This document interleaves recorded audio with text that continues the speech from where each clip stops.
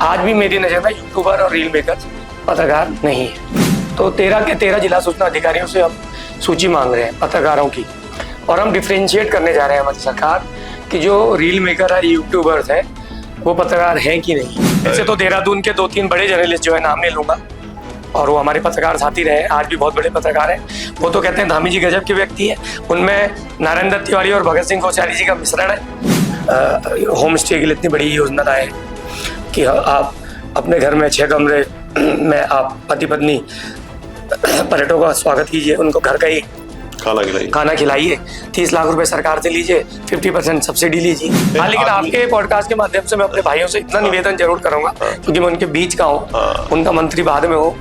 निवेदन ये रहेगा कि आपस में एकता बना के रखें, है ना। एक दूसरे की बुराई अगर आप अधिकारी से कर रहे हो तो उसी की आप हंसने का पात्र बन रहे हो, क्योंकि वो आप उतना फिर बिलीव ही नहीं करेगा। बिल्कुल बिल्कुल, है ना। हेलो उत्तराखंड, मैं विशाल शर्मा आप सभी दर्शकों का पुनः विशाल की गुंज पॉडकास्ट स्टूडियो में स्वागत करता हूं। आज हम अपने पॉडकास्ट में आपको ऐसे खास मेहमान से मिलवाने जा रहे हैं जो राजनीतिक क्षेत्र में युवा नेता भी हैं, और साथ ही इस समय उत्तराखंड में आप सभी को मालूम है 2027 चुनावों का बिगुल फूंक चुका है, और भारतीय जनता पार्टी पूरे दमखम से इस पे अपने चुनावों की तैयारी में लगी हुई है और तीसरी बार फिर से चाहती है कि सत्ता में आए। हाल में दर्जा राज्य मंत्री छोटे भाई ध्रुव रुतेला जी, जो मीडिया सलाहकार समिति के उपाध्यक्ष पद पर है, आज हमारे स्टूडियो में आज हम बात करेंगे मीडिया जगत को लेकर के। साथ ही आपके पास खेल प्रकोष्ठ की भी जिम्मेदारी है, तो तमाम उत्तराखंड की राजनीतिक मुद्दों को लेकर बात होगी। मैं आपका स्वागत करता हूं रुतेला जी। और बहुत बहुत धन्यवाद विशाल जी, आपके समस्त दर्शकों का सादर अभिनंदन है, स्वागत है, और आपने अपने इस विशेष पॉडकास्ट में मुझे बुलाया, इसके लिए मैं आपको बहुत बहुत आभार और धन्यवाद। नहीं, आप युवा है और इस समय उत्तराखंड में युवाओं को लेकर के बड़ी हर जगह चर्चा रहती है, और 2027 भी बहुत नजदीक है, और हाल ही में आपको जो है पद भी मिला है मंत्री, उत्तराखंड सरकार में आपको दर्जा राज्य मंत्री का पद मिला है, और जिम्मेदारी बढ़ जाती है। जब पद मिलता है तो जाहिर सी बात है पद के हिसाब से जिम्मेदारी भी होती है। तो क्योंकि समय बहुत कम है, चुनावों को मात्र 4-5 महीने का समय बचा हुआ है, तो आपके पास समय का अभाव होते हुए तो जिम्मेदारी उसी हिसाब से ज्यादा बढ़ जाती है। हम बात करेंगे सबसे पहले सर मीडिया को लेकर के बात करते हैं।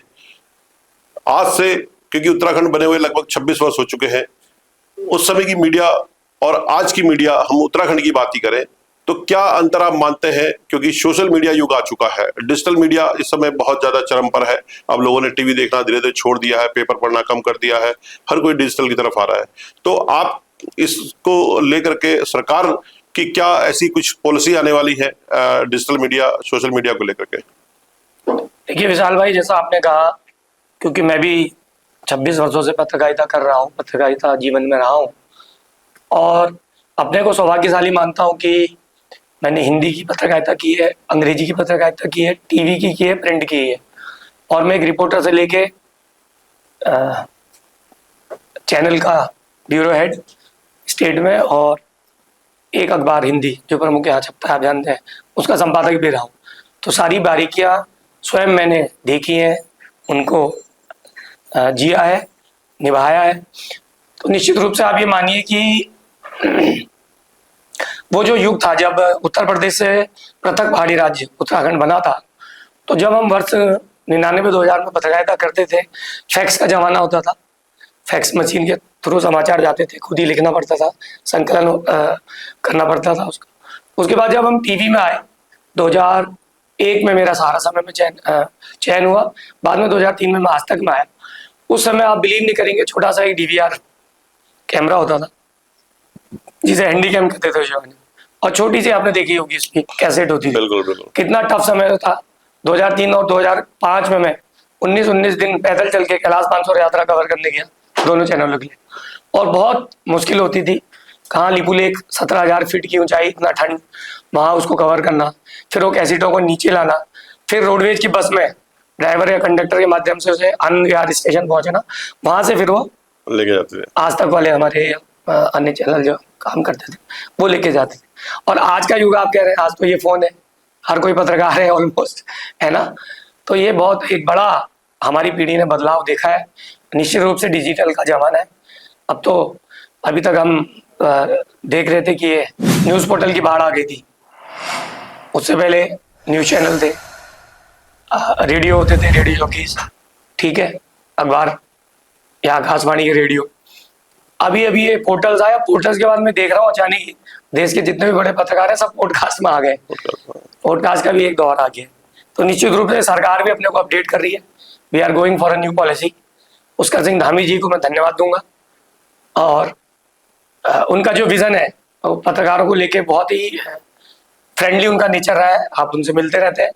और कल मैं रामनगर में था, वहाँ 40-45 पत्रकार थे मेरे साथ। तो मैं आभार माननीय मुख्यमंत्री जी का इसलिए भी कहता हूँ कि from the very first day of my joining मैंने कहा था सीएम साहब से कि मैं तहसील स्तर के पत्रकारों से भी संवाद करूंगा। ये नहीं कि देहरादून और हल्द्वानी के ही पत्रकार हैं। हर वो व्यक्ति जो संघर्ष कर रहा है तहसील स्तर का, वो भी एक पत्रकार है। उसकी क्या समस्या है उसको मैं सुन रहा हूँ। कल रामनगर गया था मैं, तत्काल जिलाधिकारी रायल जी को मैं धन्यवाद देता हूँ। हमने वहाँ एक भवन जो जीर्ण शीर्ण पड़ा है, अच्छा, आपका सिंचाई विभाग का, अच्छा, उसको डीएम साहब से मांगा है, और रामनगर के पत्रकार आने वाले दिनों में उसके रिनोवेशन के बाद वहाँ बैठना शुरू करेंगे। बहुत बढ़िया। ऐसे ही जब मैं 3 अप्रैल को मैंने ज्वाइन किया था तो मैंने संकल्प लिया था कि 45 दिन के अंदर कुछ हल्द्वानी में बड़ा करेंगे। मैं आपके माध्यम से माननीय धामी जी का बहुत आभार प्रकट करता हूँ। शायद आप कार्यक्रम में आए थे, आपको इन्विटेशन होगा। हमने जो ब्लॉक मुख्यालय हल्द्वानी का, उसके जगह जस्ट बगल में माननीय धामी जी ने भी 20-25 दिन पहले उसका उद्घाटन कर रहे हैं, उसका आपका शिलान्यास कर दिया भूमि का, और 7-7.5 करोड़ की राशि हम स्वीकृत करा के लाए, और भवन वहाँ पर निर्माण हो रहा है। आने वाले दिनों में पत्रकार साथी वो 4 मंजिला भवन में वहाँ बैठेंगे। ध्रुव भाई, पहले जब टीवी पे कोई खबर आती थी या पेपर में कोई खबर आती थी तो ज्यादातर लोग 99% उसको सच मानते थे। एक इतना अंधा विश्वास होता था कि अगर टीवी पे कोई बात आ गई तो वो पत्थर की लकीर है। आज की डेट में आदमी 90 उल्टा हो गया, 90% कहता है यार ये पेड होगी, ये यार फेक होगी, इस पे विश्वास नहीं होता। तो ये जो अंतर आया है, इसका क्या कारण मानते हैं आप? इसका बेसिकली कारण यह है विशाल जी कि तब के पत्रकार और अब के पत्रकारों में बहुत अंतर आया। आप समझिए ना, जब देश आजाद हुआ उसके बाद चाहे जयप्रकाश नारायण हो, अटल बिहारी वाजपेयी हो, जितने भी बड़े विद्वान बड़े लोग थे, या तो वो बैरिस्टर होते थे, पत्रकार होते थे। महात्मा गांधी जी भी आपको पता है, उनका हरिजन करके अखबार निकलता था, और लोगों को विश्वास होता था कि कोई एक खद्दर के ही कुर्ता पहने हुए व्यक्ति आ रहा है, झोला टंगा है, हल्की दाढ़ी बड़ी है, तो पत्रकार साहब बड़ा एक रिस्पेक्टफुल उसे माना जाता था। और आर्थिक रूप से तो तब भी आपको पता है बहुत मतलब श्रमजीवी इसलिए कहा गया पत्रकारों को। लेकिन जब ये टीवी का युग आया जो आप कह रहे हैं, और टीवी के युग में जब एक कंपटीशन हुआ भेड़ चाल आपस में चैनल्स के बीच, तो उसमें फिर वो जो टीआरपी वाली लड़ाई आई, मसाला वाला, तो उसने इस माहौल को चेंज किया और लोगों का जो विश्वास है वो डगमगाया। और निश्चित रूप से आप सही कह रहे हैं, अधिकांश लोग आज भी विश्वास नहीं करते कि ये खबर सच होगी या नहीं होगी। अब जैसे बात करी आपने, क्योंकि आज जैसे समय का परिवर्तन होता है तो चीजें भी चेंज होती हैं। अब ये जो हम डिजिटल युग देख रहे हैं, क्योंकि ये बहुत तेजी से बढ़ रहा है, तो अब एक कॉल करो तो कम से कम 100-150 पत्रकार आ जाते हैं। उसी हिसाब से जो बड़े चैनल है या बड़े अखबार की बात करें वो लिमिटेड है, और जो छोटे पोर्टल्स की जो बाढ़ आई थी, यूट्यूबर जो पत्रकारों की बाढ़ आई थी, तो अब क्या हो रहा है कि उतना फंड ना तो गवर्नमेंट से आ रहा है उनके लिए। अब वो जैसे तैसे वो अपना सरवाइव करते हैं, तो वो कहीं ना कहीं क्या करते हैं कि अगर सरकार की सही समय पॉलिसी नहीं आएगी तो उनको आर्थिक तंगी हो जाएगी। वो क्या छोटी छोटी फिर गली, किसी का छज्जा निकला, किसी का कोई ना कोई, फिर वो ब्लैकमेलिंग वाला सिस्टम प्रारंभ हो जाता है। तो सरकार भी इस चीज को नोट करती है कि भाई पत्रकारिता में एक अपना स्तर होना चाहिए। एक भाई अब बिंदास सवाल पूछने वाले पत्रकार ही कहाँ रह गए। अब मैं देखता हूँ इतनी सारी मीडिया होती का जो चाहे वो आपकी पार्टी हो या कांग्रेस हो या कोई भी शासन प्रशासन करता है, तो जो वहां पर ऑर्गेनाइज करता है उसी के हिसाब से पत्रकार जाते हैं, चाय पीते हैं, या वो जो उसने प्रेस नोट दिया वो छप जाता है। कोई वहां क्रॉस क्वेश्चन पूछने को तैयार नहीं है। ये भी तो बड़ा दुर्भाग्य है। बिल्कुल, और होना चाहिए भाई। आप तो खुद एक पत्रकार रहे हैं। निष्पक्ष पत्रकारिता क्या होती है कि भाई चलो ठीक है, थोड़ा बहुत तो कम से कम आपको ग्राउंड की जो समस्या है वो तो उठानी चाहिए। भाई समाज की मुद्दे के लिए ही पत्रकारिता होती है। भाई समाज में जो घट रहा है उसको दिखाए। लेकिन अब ज्यादातर क्रॉस क्वेश्चन बिल्कुल खत्म हो गए हैं, ये क्या वजह है इसकी? जायज बात बोलिए विशाल जी आपने। इसकी वजह तो मैं फिर कह रहा हूँ, जो उसमें गिरावट आई है, जो पत्रकारिता का उसको हम हिंदी में राज कहते हैं, राज हुआ है या पतन आया है, और इसके कई कारण हैं। और जैसा मैंने पहले भी कहा था, आपने शायद मेरी कई प्रेस कॉन्फ्रेंसेस देखी होंगी, मैंने अपने विभाग को, हमारे सचिव शैलेश बघोली हैं और महानिदेशक आप जानते हैं बंसी गाड़ी जी, और अन्य लोग भी, सभी को डिपार्टमेंट को मैंने एक पत्र लिखा है, और उसमें हम लोग ये डिफ्रेंशिएट कर रहे हैं, क्योंकि हमारे 13 जिले हैं, छोटा 2 कमिश्नरों का राज्य उत्तराखंड, तो 13 के 13 जिला सूचना अधिकारियों से हम सूची मांग रहे हैं पत्रकारों की, और हम डिफ्रेंशिएट करने जा रहे हैं हमारी सरकार कि जो रील मेकर है, यूट्यूबर्स है, वो पत्रकार है कि नहीं है। क्योंकि जो मूल पत्रकार है, जो श्रमजीवी पत्रकार है, जो पत्रकारिता ही के पेशे से अपने जीवन यापन कर रहा है, अपने परिवार का पालन पोषण कर रहा है, भरण कर रहा है, तो उनमें और ये रील मेकर और यूट्यूबर में डिफ्रेंशिएट हमको करना पड़ेगा। नहीं तो आप सही कह रहे हैं, बाढ़ आ जाएगी, हर घर में आपके स्मार्टफोन्स है ना, और लाखों की संख्या में हो जाएंगे, तो फिर सरकार भी उनको, आप जो कह रहे हैं कि जो मदद थोड़ा बहुत कर सकती है फंड्स के द्वारा, नहीं कर पाएगी। और जो बड़े ग्रुप्स है, प्राइवेट, चाहे यूनिवर्सिटीज हो, चाहे आपकी मल्टीनेशनल कंपनी हो, वो भी फिर कैसे, किस आधार पे विज्ञापन जारी करेगी, या उनके अंदर भी एक ये दिक्कत समस्या पैदा हो जाएगी। और ये जो आपने कहा कि छोटे छोटे जो लोग हैं, मोबाइल पकड़ के जो मतलब ये बना दे रहे रील न्यूज, और वो भी ब्लैकमेलिंग करना शुरू कर देंगे, है ना, कि तुम्हारा प्राधिकरण से नक्शा पास नहीं है, तुम कैसे बना रहे हो, ये कह रहे थे ना। वही बात है, मैं आपसे कह रहा हूँ, निश्चित रूप से हम किसी ने आपके चैनल के माध्यम से मैं साफ कह रहा हूँ, सरकार इस पर नकेल कसेगी, और ये हम साबित करेंगे कि आप असली पत्रकार हो कि नहीं। आज भी मेरी नजर में यूट्यूबर और रील मेकर्स पत्रकार नहीं है। दूसरा, क्योंकि चौथा स्तंभ माना जाता है इस पत्रकारिता में, एक बड़ा भरोसा वाला वर्ड है ना, चौथा स्तंभ, इसीलिए मीडिया जगत को बोला गया है।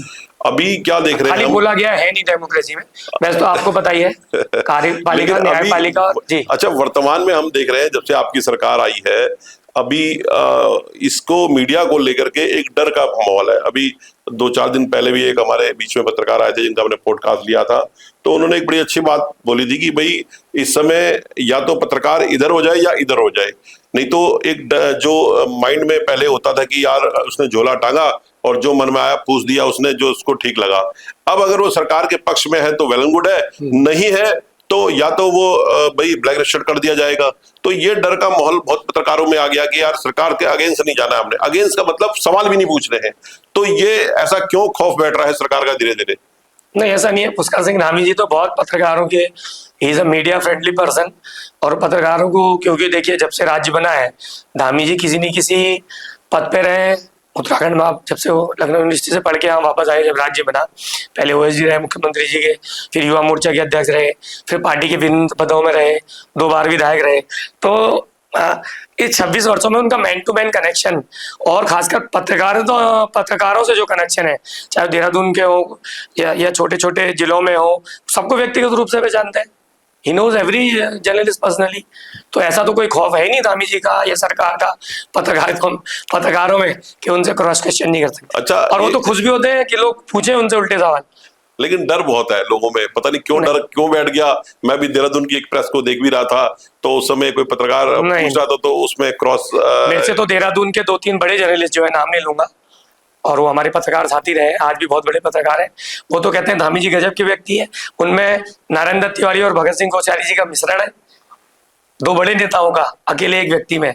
और जिस तरह रूप से वो मुस्कुराते हैं, चीजों को टैकल करते हैं, प्यार में ही, मतलब वो तो खैर मुस्कुरा के, अच्छी बात है, उनकी कला है, और एक मुखिया में होनी भी चाहिए भाई।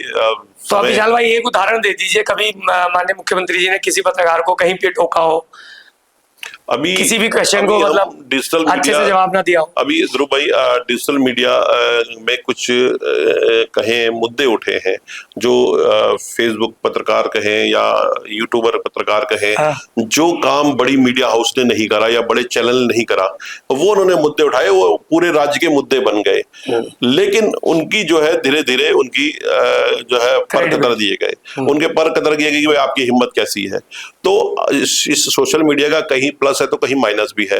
प्लस यह है कि कोई तुरंत घटना घटती है, भाई जब तक वो सुबह का पेपर पढ़ेगा या वो दिल्ली से न्यूज चलेगी, वो ऑन द स्पॉट, वही फोन का ये फायदा भी है। अगर जो एक्टिव आदमी है वो हाथों हाथ आपको दिखा दे रहा है, जैसे अभी हमने एक ही दिन में 2 आग लगी थी, भाई 15 मिनट के अंदर पूरी हल्द्वानी ने देख लिया, उससे फायदा ही मिला, आदमी ने जाके हेल्प करी या सिंपैथी दिखाई, जो भी है। तो पहले क्या होता था कि दूसरे दिन पता लगता था।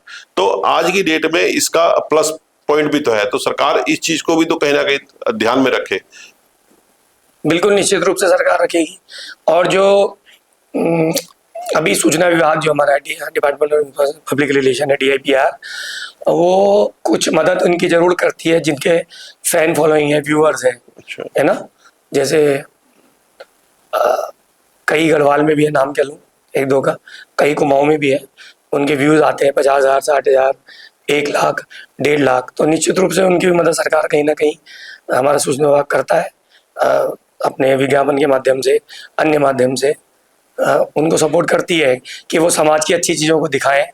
उत्तराखंड में इतनी अच्छी अच्छी जो सरकार पॉलिसीज लेके आई है, चाहे वो आपको सब पता है टूरिज्म को लेकर हो, डेस्टिनेशन वेडिंग को लेकर हो, हमारे जो अभी हम होम स्टे के लिए इतनी बड़ी योजना लाए हैं कि आप अपने घर में 6 कमरे में आप पति पत्नी पर्यटकों का स्वागत कीजिए, उनको घर का ही खाना खिलाइए, 30 लाख रुपए सरकार से लीजिए, 50% सब्सिडी लीजिए, दीनदयाल।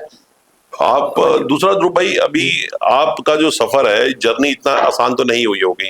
ये मुझे लगता है कि बहुत सारे उतार चढ़ाव आपने देखे, जैसे आपने बोला कि आपने भाई 21 दिन 11 दिन आपने पैदल यात्रा करके पत्रकारिता करी, तो कई उतार चढ़ाव लाइफ में देखे।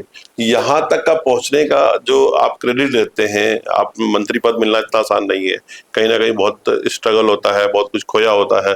तो किसको श्रेय देने की बात करें तो किसको देंगे आप? इसका श्रेय आपने भावुक कर दिया आंखों में। इसका श्रेय अपनी निश्चित रूप से माता जी को लूंगा। सबसे पहले जन्म हुआ उससे 2 दिन पूर्व पिताजी का देहांत हो गया।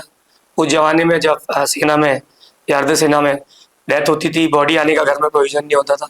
9 दिन तक माँ बेहोश रही, और यहीं से हमारे ताऊ जी लोग 7-8 लोग जाके उनकी दिल्ली में अंत्येष्टि हुई। और 21 साल की मेरी माँ थी तब। उन्होंने स्ट्रगल करके हमको पढ़ाया, अकेला मैं संतान हूँ उनकी, और भीमताल के प्रतिष्ठित हरमन माइनर विद्यालय में पढ़ाया। आज मेरे 5 क्लासमेट सेना में कर्नल्स हैं। मोहन पाठक जी का भांजा श्रीम कपिल, अभी वो दार्जिलिंग में कमांड कर रहा है गोरखा रेजिमेंट को। अभी आप परसों बधाई दे रहे थे मुझे कश्मीर यात्रा की, कर्नल मिथिलेश जोशी वहाँ पर ऑर्डिनेंस को सेवा दे रहा है, डेप्यूटी है वहाँ पर। ऐसे और 3-4 दोस्त हैं। अभी IAS अभिषेक प्रकाश सिंह मेरा सहपाठी है, भीमताल का पढ़ा है, उद्योग सचिव है यूपी में। यहाँ पर बगल में आपके जो लेबर कमिश्नरी है, यहाँ पर assistant labour commissioner Meenakshi Kandpal मेरी सहपाठी है। अरे वाह। और कई बड़े प्रोफेसर, विद्वान, एम्स के 2 बड़े डॉक्टर मेरे क्लासमेट्स हैं। ये सब माता जी की पुण्याई, अपनी मेहनत, अपना जो स्ट्रगल किया, स्टडी किया, उसके बाद बड़े बड़े चैनल्स में नौकरी करी, कई चीज़ त्याग भी किया। नौकरी में भी जा सकते थे, फादर वाली भी ऑप्शन थी, लेकिन धुन सवारती की पत्रकारिता करेंगे, राजनीति करेंगे। दूसरा श्रेय अपने राजनीतिक गुरु हमारे पिता तुल्य भगत सिंह कोश्यारी जी को, और तीसरा श्रेय मेरे नेता, इस प्रदेश के यशस्वी मुख्यमंत्री भाई पुष्कर सिंह धामी जी को, और अपने सभी पत्रकार साथियों को, मित्रों को, क्लासमेट्स को, और अपने सारे गुरु लोगों को, जिन्होंने छोटे छोटे जगह हेल्प करके आज हमें यहाँ पहुँचाया। और भीमताल विधानसभा की अपनी जनता को भी दूंगा, जिन्होंने हमेशा सपोर्ट किया है, और पूरे उत्तराखंड की देवतुल्य जनता को, सभी को मैं आभार व्यक्त करता हूँ, धन्यवाद व्यक्त करता हूँ। और निश्चित रूप से धामी जी को, पूरे प्रदेश के पत्रकारों ने, आप बिलीव करेंगे, हजारों हजार आपने देखी होगी पोस्ट आई थी मेरे जब मैं बना था, और कोई ऐसा जिला नहीं होगा, चाहे टिहरी हो, उत्तरकाशी हो, पौड़ी हो, बागेश्वर हो, पिथौरागढ़ हो, जहाँ के भाजपा कार्यकर्ता तो छोड़ो, पत्रकारों ने पोस्ट ना किया हो, धामी जी को धन्यवाद दिया हो कि पत्रकार के ही बीच के एक व्यक्ति को, जिस विभाग में हमने कभी 5,000 की नौकरी करी, उसी विभाग में उन्होंने हमें मंत्री पद दिया। मैं उनका तहे दिल से आभार और धन्यवाद व्यक्त करता हूँ। ध्रुव भाई, आप भीमताल विधानसभा के रहने वाले गृह क्षेत्र है आपका, आपको नहीं लगता 2027 में जिस हिसाब से आप भाई बहुत सारे मंत्री बने हैं और विधानसभा में भी देख रहे हैं हम, खासकर भीमताल में वहां पर भी कैबिनेट मिनिस्टर रामसिंह खेड़ा जी बने हैं और बहुत लोगों ने दावेदारी करी है, आपका मन नहीं होता कि 2027 में आपकी दावेदारी बनती है और यूथ के लिए एक संदेश जाएगा? देखिए, निश्चित रूप से विशाल भाई, बहुत अच्छा प्रश्न आपने किया। हम पॉलिटिक्स में एस्पिरेशंस होनी चाहिए, डिजायर होनी चाहिए, बिल्कुल होनी चाहिए। महत्वाकांक्षा नहीं होगी तो फिर आदमी लक्ष्य तक कैसे पहुंचेगा। बिल्कुल, बिल्कुल। और आपने बहुत अच्छी बात कही, मोदी जी का साधुवाद, धन्यवाद, कि भारतीय जनता पार्टी एकमात्र ऐसा दल है। आप सच बताना मुझे, जब नितिन नवीन जी राष्ट्रीय अध्यक्ष बने तब आप उनको जाने? 45 साल पहले, उससे पहले आपने सुना था, जबकि बिहार में कैबिनेट मिनिस्टर रह चुके थे। ये भाजपा में ही ऐसा गुण है और मैं आभारी मानता हूँ अपनी पार्टी को कि अभी मैं जितने भी बने हैं, शायद 1-2 लोग अब जो नए बने वो मुझसे छोटे होंगे, सबसे युवा तो मैं ही था। बिहार वाली एक सिंगर को टिकट भी दिया जो हल्द्वानी में भी आई थी, पवन, नहीं, अच्छा, मैथिली जी, उनको भी टिकट दिया, तो एमएलए है भी, एमएलए, बहुत बड़ी बात है। और निश्चित रूप से जहां तक भीमताल ने आपने कहा, भीमताल में मैंने संघर्ष किया है, मेरी माँ ने संघर्ष किया है, वहीं मैं पला बड़ा हूँ, वहीं से मैंने छात्र राजनीति करी है। नैनीताल डीएसपी कॉलेज में मैं विद्यार्थी परिषद का छात्र रहा लंबे समय तक, पत्रकारिता की है, मेरा घर है वो। और आपने कहा माननीय रामसिंह खेड़ा जी कैबिनेट मंत्री है, हम दर्जा मंत्री हैं। और कई पार्टी चुका तो नहीं देगी आपको टिकट देकर, ऐसा भी हो सकता है। नहीं, दावेदारी जहां तक आपने कहा, देखिए भारतीय जनता पार्टी में जो पैटर्न है पैनल का, वो 3 लोगों का जानता है। तो रामसिंह खेड़ा जी पहले निर्दलीय थे, उससे पहले कांग्रेस में थे, हमारी पार्टी से आए, जीते, मैंने तो उनको लड़ाया, आपको याद है, जब एक बड़ा धड़ा हमारा टूट के मनोज शाह जी के साथ चला गया था, उनको उन्होंने लड़ाया, लेकिन मैंने पार्टी का साथ दिया, धामी जी का साथ दिया, खेड़ा जी को हम लोगों ने जिताया और वो कैबिनेट मंत्री है, वो नंबर 1 में है पैनल में। मैं निवेदन करता हूँ आपसे, नंबर सेकंड में मैं भी हूँ, नंबर 3 में कोई और भाई भी होगा, तो 3 लोगों का दिल्ली तक जरूर पैनल जाए और हमारा नाम भी जाए तो अच्छा लगेगा। चलिए, हमारी शुभकामनाएं। ये तो खैर भाई 2027 बहुत पास है और दावेदारी हर राजनीतिक से जुड़े हुए नेता का भाई कहीं ना कहीं राइट है उसका, भाई वो चुनाव में जिसको मिले कमल के फूल को हम लड़ाते हैं। भाजपा की खूबी यही, भाजपा की नहीं तो रामसिंह खेड़ा जी को वोट थोड़ी पड़े उस समय, भाई वो तो बीजेपी को कहीं ना कहीं वोट, कहीं पर्सनल लेवल पे, कहीं पार्टी का एक अपना भाई वोटर फिक्स है। आपकी खास करके पार्टी का वोटर बहुत जल्दी टूटता नहीं है। दूसरा, आप अभी जिक्र भी करा आपने राजनीतिक गुरु आपने भगत सिंह कोश्यारी जी का, उनके ओएसडी भी रहे हैं आप और वो मुख्यमंत्री, गवर्नर, बड़े पदों पर रहे हैं, तो उनसे कैसे आप जुड़े, कैसे प्रेरणा मिली और यहाँ तक का सफर जो तय करा आपने, कहीं ना कहीं बैकबोन के रूप में उन्होंने काम कहीं ना कहीं करा होगा, क्योंकि राजनीतिक गुरु के बिना कहीं भी किसी को भी मुकाम नहीं मिलता, तो उनकी क्या भूमिका रही है आपके जीवन में? देखिए, जब मैं नैनीताल डीएसपी कॉलेज में पढ़ता था ना विशाल भाई, तो माता जी के सहयोग से, क्योंकि अच्छी पेंशन आती थी और घर में भी हमारे भीमताल में थोड़ा बहुत ईश्वरीय कृपा से, मेन विनायक में मेरा घर है और उस वक्त फसल भी अच्छी हो जाती थी बगीचे वाली। तो फर्स्ट ईयर में ही मैं 18 रुपये, आपको याद होगा 2000 में पेट्रोल इतना ही तो था तब, लगभग। हाँ, माता जी ने एक मुझे सेकेंड हैंड स्कूटर मैंने लिया था और 5000 की नौकरी करनी मैंने शुरू कर दी थी। नया अखबार बद्री विशाल उस वक्त लॉन्च हुआ था। अच्छा। खुद ही वहाँ से ऑफर आया था और तब मैं जुड़ गया था आदरणीय गिरदा से, गिरीश तिवारी गिरदा, राज्य आंदोलनकारी, प्रोफेसर शेखर पाठक, प्रोफेसर अजय रावत, भट्टरोही सर, राजीव लोचन शाह जी। तो नैनीताल डीएसपी में इन लोगों का बड़ा सानिध्य मिला और सीखने को मिला, पढ़ने को मिला। और आप यकीन मानिए 150-200 किताबें मैंने तभी पढ़ ली होंगी फर्स्ट ईयर सेकेंड ईयर में, उन्हीं लोगों की प्रेरणा से। अभी भी लाइब्रेरी में रखी है मैं लगभग हर तरीके का साहित्य, आप समझ रहे होंगे ना। अगर एटकिंसन का गैजेटर हिस्ट्री में पढ़ा, बद्रीदत्त पांडे जी को पढ़ा, तो इधर फिर साहित्य में प्रेमचंद जी को भी पढ़ा, जयशंकर प्रसाद जी को भी पढ़ा, इंग्लिश में भी कई राइटर्स को पढ़े, हिस्ट्री पढ़ी। तो एक प्रेस कॉन्फ्रेंस में मैंने एक क्वेश्चन पूछा, तत्कालीन ऊर्जा मंत्री थे भगत सिंह कोश्यारी जी। तो उन्होंने जब प्रेस कॉन्फ्रेंस खत्म हुई तो अपने स्टाफ से कहा कौन था लड़का तेजदार, उसको लाओ। तो ऐसे करके एक प्रेस कॉन्फ्रेंस में नैनीताल क्लब में मन से जुड़ा और उनका जो विराट व्यक्तित्व है और जो उनका एक अपनत्व वाला है, जब उनको पता चला कि उसके पिताजी नहीं है, मदर ने इतना स्ट्रगल किया है, तो उन्होंने खुद ही फिर एक दिन माता जी को फ़ोन किया। तब लैंडलाइन होता था, और नहीं 2002 में तो हाँ वो आ गया था ना एस्कोटेल वाला फ़ोन। मैंने भी एक नोकिया का बड़ा वाला लिया था। फ़ोन से उन्होंने बात की थी कि बहन जी आप चिंता मत करना कि ध्रुव आज से मेरे बच्चे जैसा रहेगा करके। तो आभार है उनका जी। अभी आपको लगता है, क्योंकि अभी तो आपकी एज भी है और युवा भी है, और युवाओं के लिए एक संदेश भी है आपका मंत्री पद होना, तो कहीं ना कहीं युवाओं को एक मोटिवेशन तो मिलती है, और हल्द्वानी की एक पत्रकारों के लिए तो कहीं ना कहीं एक होप है भाई। हल्द्वानी जो है प्रवेश द्वार है जी। और सबसे बड़ा कुमाऊं का शहर में काउंट होता है। हल्द्वानी में देख रहा हूं मैं बहुत लंबे टाइम से पत्रकारों का वो हाल हो रहा है जैसे व्यापार मंडल का हाल हो रहा है।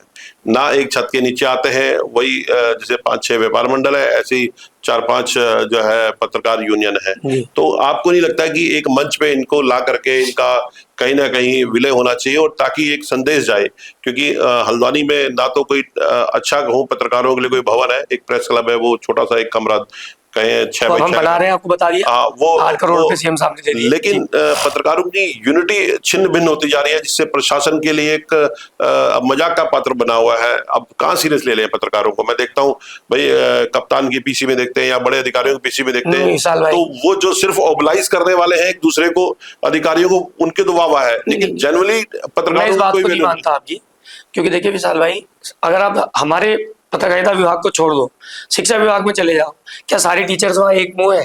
वहाँ भी कई शिक्षक संघ होते हैं। सचिवालय में चले जाओ, सचिवालय संघ में भी तो सबके एक मुंह होते हैं।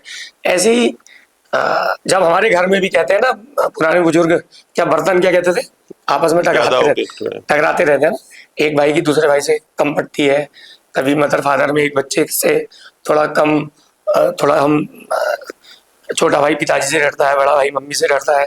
वैसे ही पत्रकार तो हल्द्वानी की दिक्कत नहीं है, आप हल्द्वानी रहते हैं इसलिए आपको लग रहा है, आप देहरादून चले जाएंगे, दिल्ली चले जाएंगे, ये चीज सामान्य सी बात है कि मतलब अब आप देखिए ना कि जैसे समझो पत्रकार यूनियन आप कह रहे हैं, वैसे एनयूजे क्या है, एनयूजे है, national union of journalist, NUJ है, और वैसे ही 1-2 और बन गए हैं अभी मैं देख रहा पर्वती, और ये प्रेस क्लब भी हल्द्वानी में 2 है।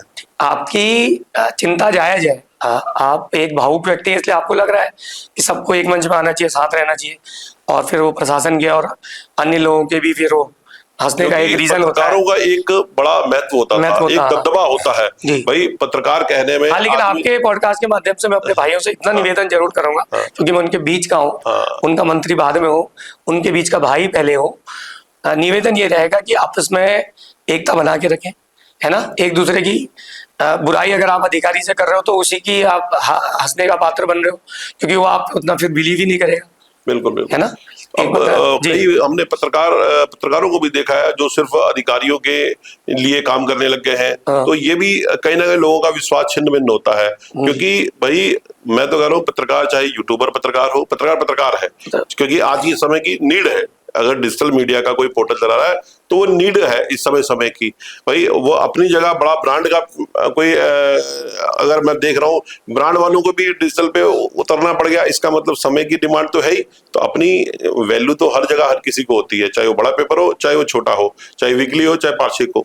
तो मैं चाहता हूँ कि कम से कम यहाँ के पत्रकारिता में जितने पत्रकार भाई हैं उनमें एक यूनिटी हो करके, भाई किसके लिए काम कर रहे हैं, समाज के लिए। पत्रकार कोई कभी अपने लिए काम नहीं करता है भाई, वो ठीक है जो सरकारी मान्यता प्राप्त है उनको 2 पैसे मिलते होंगे, जो भी गवर्नमेंट से उनका मासिक भत्ता जो भी मिलता होगा XYZ या सुविधाएं मिलती होंगी।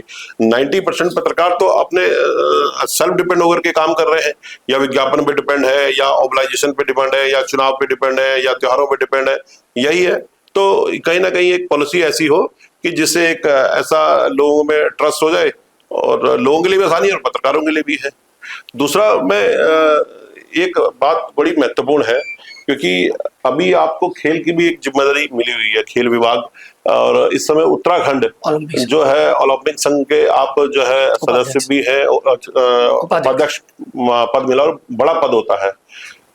2 स्टेडियम है हमारे उत्तराखंड में, देहरादून और हल्द्वानी। IPL एक ऐसा टूर्नामेंट है, इंडिया नहीं पूरे वर्ल्ड में जिसकी नजर रहती है IPL पे। यहाँ आपको नहीं लगता है एक प्रयास करके भाई ये होगा तो बड़े स्तर पे प्रयास आपके सीएम धामी लेवल पे ही होगा, जी। लेकिन कहीं ना कहीं आप उस टीम से जुड़े हुए हैं, तो आपके माध्यम से ही प्रयास हो कि कम से कम आने वाला जो टूर्नामेंट है अगले साल होता है, ये अप्रैल मई जब भी होगा, एक मैच हल्द्वानी या देहरादून कहीं एक एक मैच भी हो, नाम होता है, वर्ल्ड फेम नाम होता है, युवाओं को रोजगार मिलता है, टूरिज्म बढ़ता है। भाई अगर आईपीएल के बड़े इंटरनेशनल खिलाड़ी यहाँ आएंगे तो कहीं ना कहीं टूरिज्म बढ़ेगा और रोजगार मिलता है आसपास के क्षेत्र को, तो ये प्रयास करने का मन है। बिल्कुल विशाल भाई, आपके पॉडकास्ट के माध्यम से मैं बताना चाहता हूँ कि हमारा देखिए क्रिकेट तो ओलंपिक संघ में नहीं आता फिलहाल, लेकिन ओलंपिक संघ ने सरकार के साथ, क्योंकि मैं उससे जुड़ा हूँ, कंधे से कंधा मिला के अभी काम किया खेल विभाग से, और ये धामी जी का ही विजन था कि हमें 13 नेशनल गेम यहाँ मिले, आपने देखा होगा हुए थे जो, और राष्ट्रीय खेल जो नेशनल गेम यहाँ हुए, और वो इतने जबरदस्त उसका रहा कि कहाँ उत्तराखंड इतने पीछे रहता था और हम 6ठे नंबर पे हमारे एथलीट्स आए, इतने सारे मेडल्स हमें मिले, और उत्तराखंड की पूरी इंडिया में वाहवाही हुई कि पहला राज्य था, छोटा राज्य होने के बावजूद, कि हमने दूसरे राज्य की मदद नहीं ली, और जो सारे ओलंपिक के अंदर गेम्स आते थे आपने देखा हो, चाहे बॉक्सिंग हो, चाहे आपका स्विमिंग हो, चाहे आपका स्कीइंग हो, चाहे आपके हॉकी हो, आपने तीरंदाजी भी देखी होगी यहाँ कितनी बढ़िया लेवल की इसमें हल्द्वानी वाले में हुई, हमने पूरे स्टेट को उसमें लिया। पिथौरागढ़ में बॉक्सिंग कराई, अल्मोड़ा में कुछ एथलेटिक के इवेंट्स हुए, उत्तराखंड में देखा था आपने, और रुद्रपुर में कितने सारे इवेंट्स हुए, है ना, और उधर उत्तरकाशी में, पौड़ी में, टिहरी में, तो धामी जी का ही विजन था। और मैं धन्यवाद देता हूँ अपने मुख्यमंत्री जी को कि पहली बार उत्तराखंड को नेशनल गेम्स मिले और हमने पूरे देश में उसमें नाम कमाया। और जहाँ तक आपका स्टेडियम वाली बात है, बिल्कुल मुख्यमंत्री से आग्रह किया जाएगा, निवेदन किया जाएगा, ताकि उससे फिर यहाँ पर टूरिज्म को भी बड़ा मिले, खिलाड़ी आएंगे, बड़े बड़े ब्रांड्स आएंगे, लोग आएंगे, सेलिब्रिटी आएंगे, तो निश्चित रूप से हल्द्वानी का कौलाबाग स्टेडियम डायरेक्टली बेनिफिट तो मिलता ही है। और महाराणा प्रताप जो स्टेडियम है देहरादून वाला, वहाँ जरूर आईपीएल कराने की कोशिश की जाएगी। दूसरा क्योंकि इसकी जो 85 मीटर वाली जो है मानक, वो तो दोनों स्टेडियम के पूरे हैं, वहाँ हो सकता है मैच। हाँ, थोड़ा अच्छा सिस्टम हो, लाइट वाइट अच्छी हो, भाई पिच अच्छी बने, वो तो खैर जब गेम मिलते हैं तो ऑटोमेटिकली हो जाता है, वो मिलने वाली बात है। दूसरा, आप यूथ है, यूथ आइकॉन भी है, एक अभी आपने देखा होगा 17 जून को, क्योंकि आप पत्रकारिता से जुड़े हुए हैं, जो सोशल मीडिया का प्रभाव में बात कर रहा था, अभी बिहार में एक भाई भरत तिवारी का जो फेक इनकाउंटर हुआ है, वो एक ही कारण हुआ है कि उसने सोशल मीडिया पे आवाज उठाई, उन गरीबों के लिए, बाढ़ प्रभावितों के लिए, या सामाजिक मुद्दों को लेकर के हमेशा आवाज उठाता था। तो वो काम करता था जो बड़े चैनलों को, बड़े अखबारों को करना चाहिए था। वही नतीजा हुआ जिससे उसकी आवाज उठाने से जिन नेताओं को, जिन अधिकारियों के कहीं ना कहीं उनके पेट में दर्द होने लग गया, या उनको लगा कि यार ये हमारी पोल पट्टी खुल रही है या घोटाले खुलने लग गए, ऐसा हुआ होगा, जाहिर सी बात है, जिसको पूरे देश ने देखा कि उसकी हत्या कर दी गई। क्योंकि आप यूथ है तो आप कहीं ना कहीं पार्टी से उठकर, भाई आपकी सरकार है वो अलग मैटर है, लेकिन गलत करने वाला कोई अधिकारी है तो गलत को गलत कहने वाला और सही को सही कहने वाले एक हिम्मत होनी चाहिए। आप इस प्रकरण को किस नजर से देखते हैं? देखिए, हर माँ बाप को दुख होता है जो अपना बच्चा खोता है, और उस प्रकरण में भी मैं वहाँ के माननीय मुख्यमंत्री सम्राट चौधरी जी का इंटरव्यू बाइट मैंने देखा था। उन्होंने कहा था कि दूध का दूध, पानी का पानी होगा, और निश्चित रूप से जब फेक वाली बात ही आ गई चैनलों के माध्यम से, अन्य माध्यम से, तो उसमें जो कमेटी वहाँ जो शायद वो बैठाई है उन्होंने जांच की मजिस्ट्रेट, तो वो निश्चित रूप से मैं आप बिल्कुल सही कहा आपने, उसमें दूध का दूध, पानी का पानी होना चाहिए। जो भी दोषी हैं वो उनको वो अपराधी साबित होने चाहिए, चाहे वो पुलिस वाले हों, अधिकारी हों, या नीचे के कर्मचारी हों, और निश्चित रूप से उनको सजा होनी चाहिए। क्योंकि युवाओं के लिए एक इस समय पूरे देश में देख रहे हैं ना, जिसको भगत सिंह जी से कंपेयर कर रहे हैं भाई, क्योंकि अगर वो लाइव इनकाउंटर नहीं होता तो उसको 100% प्रशासन सही साबित कर देता, फिर तो कोई सबूत ही नहीं होते। आज मैं ये कहना चाह रहा हूँ कि यूथ जो गुस्सा है जो यूथ में, भाई मीडिया वाला जो खेल है, अगर ये डिजिटल मीडिया अवेयरनेस नहीं होती तो लोगों को पता भी नहीं लगता शायद। जैन जी बोल रहे हैं ना उसे, विशाल जी आजकल, हाँ जैन जी बोल रहे हैं, जैन जी जो है वो बहुत एक्टिव है, तो ये गलत, मेरे ख्याल से तो बहुत ही गलत हुआ है। इससे कहीं ना कहीं भाई यूथ की आवाज को दबाया जा रहा है, कहीं ना कहीं वो चाहे किसी भी देश के कोने में हो। हम कह रहे हैं अगर बिहार में गलत हो रहा है हमारे, और आज तो उसको ऐसा नहीं कि सिर्फ बिहार वाले लाइक कर रहे हैं या वहां के लोग पसंद कर रहे हैं, लेकिन इस मामले में हमारे जो मुख्यमंत्री है वो सुपर एक्टिव है, आपने देखा होगा। बीच में कॉकरोच और जेनजी और कुछ ये इस तरह की कोशिश की गई, देहरादून में भी थोड़े बहुत इकट्ठा हुए। और जब धामी जी गए तो वहाँ उन लड़कों ने पुष्कर सिंह धामी जिंदाबाद के नारे लगा दिए। वो एक आंदोलन हुआ था उस समय, पेपर लीक वाला मसला था या कुछ ऐसे ही था, यहाँ बुद्ध पार्क में भी चल रहा था, तो वो उनके बीच में गए तो वहाँ उठ नहीं पाया। तो मुझे लगता है विशाल भाई, क्योंकि अब आपको भी लंबा अरसा हो गया है हल्द्वानी आए हुए और उत्तराखंड आए हुए, निश्चित रूप से देखिए हम तो कई जनरेशन यहाँ रह रहे हैं, उत्तराखंड के लोग बहुत नेशनलिस्ट लोग हैं, क्योंकि हमारे परिवार से हर व्यक्ति फौज में है और बहुत राष्ट्रवादी लोग हैं। यहाँ के जो हमारे बच्चे हैं चाहे जैन जी हैं वो भी बहुत ही नेशनलिस्ट लोग हैं, दे love our country, they love our army. तो निश्चित रूप से मानिए कि यहाँ इस तरीके का कॉकरोच कॉकरोच कॉकरोच कुछ नहीं चलने वाला, ठीक है। यहाँ भारत माता की जय बोलने वाली युवा पीढ़ी है और उन्हीं जैन जी के भरोसे हमारा युवा नेता जो अंडर 50 है अभी, भाई पुष्कर सिंह धामी, तीसरी बार सरकार बनाएगा और तीसरी बार धामी सरकार निश्चित रूप से आप देख लेना आने जा रही है। अभी आज जून चल रहा है और चुनाव हो सकता है दिसंबर में हो जाए, फरवरी में तो खैर कंफर्म ही है क्योंकि समय सीमा होती है चुनाव की। आपको नहीं लगता, क्योंकि इस बीच में लगभग बड़ी संख्या में मंत्री पद मिले हैं, दर्जा राज्य मंत्री जो दायित्वधारी काफी पद बटे हैं, ये काम सरकार को पहले कर देना चाहिए था ताकि आदमी अपनी जिम्मेदारी निभा सकेगा और लोगों कहीं ना कहीं काम के लिए ही मंत्री बनता है। तो सरकार ने बहुत देर नहीं कर दी और बहुत बड़ी संख्या में कांग्रेस का भी रिकॉर्ड टूट गया इस बार। तो पहले तिवारी जी के टाइम कहते थे कि यार 100 के आसपास जो है मंत्री पद बांट दिए गए। छोटा राज्य है, लोड है, ऑलरेडी कर्जे में है, तो ये बहुत ज्यादा दायित्व नहीं बांटे सरकार ने और बहुत देर में बांटे। देखिए देर में बांटने का विषय क्या है कि ये प्रोरोगेटिव तो ऑनरेबल सीएम का है, बट भारतीय जनता पार्टी में आप जानते हैं कि माननीय मुख्यमंत्री जी उसको फाइनल मोहर लगाते हैं, लेकिन हमारे वहाँ संगठन की बड़ी प्रमुख भूमिका है और हमारा जो वटवृक्ष है जिसकी हम बेला है आरएसएस है ना, हमारे वहाँ चर्चा की जाती है, राय ली जाती है, उसके बाद फिर संगठन में बात होती है, प्रदेश अध्यक्ष जी होते हैं, कई क्या कहेंगे वो छन्नियों से छन छन के तब नाम पहुंचते हैं, तब फाइनल होते हैं। हो सकता है उसमें थोड़ा डिले हुआ हो, लेकिन संख्या इतनी नहीं है विशाल जी, 80-82 लोग हैं और आपको नहीं लगता जो कुछ कर रहे हैं बेचारे उनको कुछ मिलना चाहिए?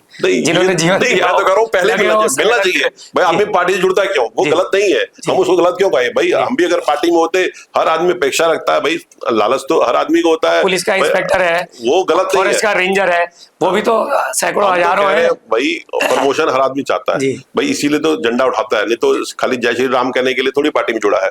मैं दूसरी बात इसलिए है कि अगर ये काम पहले होता तो कम से कम जनता को इसका फायदा, विचारों को पूरे जीवन में एक बार ही तो मिलना। हम कहाँ गलत कह रहे हैं भाई, हम तो उसको बधाई देते हैं भाई। अब हमारे यहाँ हरीश पांडे जी हैं, पूरा जीवन लगा दिया उन्होंने भाई। हम तो उनकी आवाज, बल्कि मैं पार्टी से नहीं हूँ आपकी, लेकिन मैं उनकी आवाज बहुत पहले से कई आपके बड़े नेताओं से कहा, हुकुमदा है भाई, जीवन बीत गया उनको राजनीतिक में कि भाई मिलना चाहिए। मोहन पाठक जो डिजर्व, इस जमाने में वो पार्लियामेंट में कूद गए, डिजर्विंग कैंडिडेट है, मैं तो सराहना करता हूँ। हम किसी की वो नहीं कर रहे कि उनको मिला तो क्यों। धामी जी का जो चयन है आप उससे संतुष्ट हैं? मैं आपसे क्वेश्चन भाई, मैं तो कह रहा अच्छी बात, अच्छे लोगों को दिया ना भाई, जो डिजर्व करता था और जो जिस फील्ड का था। हाँ भाई मिलना चाहिए, लेकिन मेरा ये बात थोड़ा सा वो है कि भाई पहले मिलता तो उनका कम से कम जनता के बीच में जुड़ाव होता और उससे सरकार को ज्यादा फायदा मिलता। हमको भी भाई हमारा आप तो वैसे भी देखिए, आप तो वैसे भी भगतदा के सबको मालूम है भाई, भगतदा का मतलब सरकार। आज की डेट में चाहे उनके पास कोई पद नहीं है, लेकिन वो पूरी सरकार चलाने की क्षमता रखते हैं। मैंने उनसे पूछा भी था पॉडकास्ट में, वो बड़े हंसी में टाल दिया था। मैंने कहा आप बिना पद के पूरी सरकार चला रहे हैं, और ये अच्छी बात है भाई, उन्होंने कमाया है वो चीज, साल इतना त्याग दिया है। दूसरा कोई ऐसा लाइफ का वाकया बताइए, क्योंकि उतार चढ़ाव जर्नी रही है आपकी बहुत, और कई ऐसे जीवन में जब आदमी होता है ना, अपनी कहानी अपनी जुबानी, कुछ ऐसे वाकया होते हैं। कोई ऐसा वाकया घटा है लाइफ में जो आप जब सोचते हो तो बड़े इमोशनल हो जाते हैं, और जिससे सोच करके लोगों को प्रेरणा भी मिलती है? आप जब बताएंगे तो यूथ को लगेगा अच्छा, हम तो ध्रुव जी को सोचते हैं यार किसी के कहने से मिल गया, लेकिन बड़ा स्ट्रगल होता है। ऐसा कोई वाक्य बताइए ना। हाँ, बस अपने युवा साथियों से यही कहूंगा कि कदम जब बढ़ते जाएं मंजिलें छोटी होती जाती है। इसलिए संघ में भी कहा गया चरैवेति चरैवेति, चलते रहिए, कर्म करते रहिए, पढ़िए जरूर, पढ़िए खूब। आपका अध्ययन ही एक दिन आपको क्योंकि डिग्रियां तो वो है ना आपकी खाली दिखाने की। हाँ, जैसे उम्र एक एज है खाली, कोई एज होता है 60 नंबर है, और वो कभी भी। तो इसलिए आपका जो विशाल भाई, मैं युवा पीढ़ी से आपके माध्यम से कहना चाहता हूँ, क्या कहते हैं, ईश्वर आपका साथ जरूर देगा। आप ईमानदारी से अपना कर्तव्य का निर्वहन कीजिए, कर्म कीजिए और एक ही नाव पे पैर रखिए। 26 साल घिस घिस के हमको भी लग गए, लेकिन हमने नाव नहीं बदली।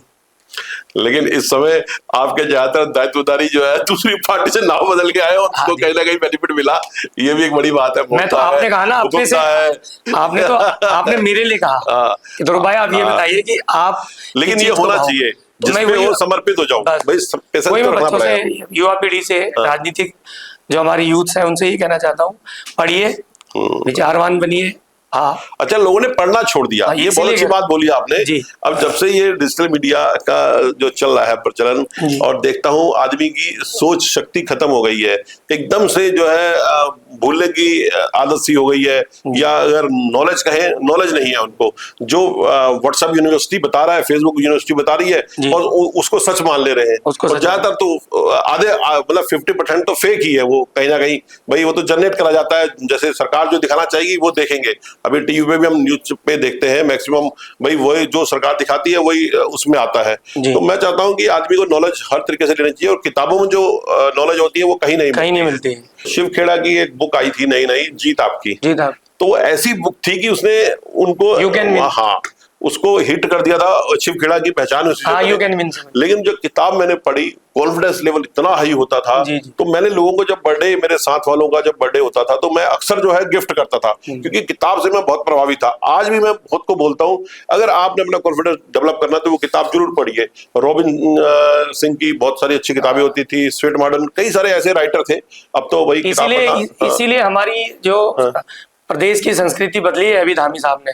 उन्होंने ये कहा कि बुके नहीं, बुक प्रेजेंट करो। लोग 300, 400, 500, 1000, 2000 का फूल का बुके लाते हैं, है ना, थोड़ी देर में सूख जाते हैं, मुरझा जाते हैं। तो उसकी जगह बुक लाओ, वो यादगार भी रहेगी, आपके सिग्नेचर भी रहेंगे, है ना, देने वाले को भी याद रहेगी, लेने वाले को पढ़ अक्सर लोगों को बोलता हूँ किताब जरूर दीजिए, आदमी कम से कम फेंकेगा नहीं। पॉडकास्ट के माध्यम से मैं ये भी लोगों से अपील करता हूँ कि बुके नहीं, बुक दीजिए। कुछ संदेश देना चाहेंगे अंतिम में? बिल्कुल यही संदेश देना चाहूंगा कि भारत माता की जय बोलते रहिए, देवभूमि उत्तराखंड की जय बोलिए। आप जिस भी फील्ड से जुड़े हैं उसमें नेकी से, ईमानदारी से कर्तव्य करते रहिए, और जब कर्म आपके अच्छे होंगे, जैसा गीता में भी कहा है और भगवान कृष्ण भी कहते हैं, जरूर आपको उसका प्रतिफल मिलता है। और निश्चित रूप से जो प्रकृति है, जो यूनिवर्स है, जो आफ्टर ऑल जिसको हम सब मानते हैं ना, किसी भी धर्म के लोग, वो भी नेचर भी आपको देख रहा होता है, तो वो आपको निश्चित रूप से ब्लेस करता है। फिर प्रेजेंट टाइम में 70 में से कितनी सीटें चुनाव होते हैं, आपको लगता है कि आपकी सरकार इतनी सीटें आपकी पार्टी लाएगी? कितनी सीटें? देखिए एग्जैक्ट तो मैं आपको, जैसे पगडंडी वाले ने पिछली बार मेरा लिया था, अभी भी पढ़ा है, आप देख लीजिएगा, मैंने उनको 47 बोला था। अच्छा, गुड। और 47 ही आई। एक सीट में मैं सोच रहा था खटीमा में धामी साहब जीत जाएंगे, लेकिन अनफॉर्चुनेटली वो हमसे लूज हो गए, और एक जगह हम जीत गए जहां मैंने एज्यूम किया था हारेंगे। मैं आपको 3 महीने पहले बताऊंगा एग्जैक्ट फिगर, लेकिन आज के हिसाब से हम 42 से 45 सीट जीत रहे हैं। बहुत अच्छी बात। फिलहाल कांग्रेस के लिए नो स्कोप। वो तो चलिए, क्या 2027 अब हम अपने, क्योंकि हम तो किसी पार्टी के है नहीं, अब तो ये है कि दोनों को वही हमारी शुभकामना है, जो काम करेगा ग्राउंड पे मेहनत करेगा वही वो जीतेगा। हाँ वही हमारे लिए तो सब बराबर है, हमारे लिए ना बीजेपी, ना कांग्रेस, ना सपा।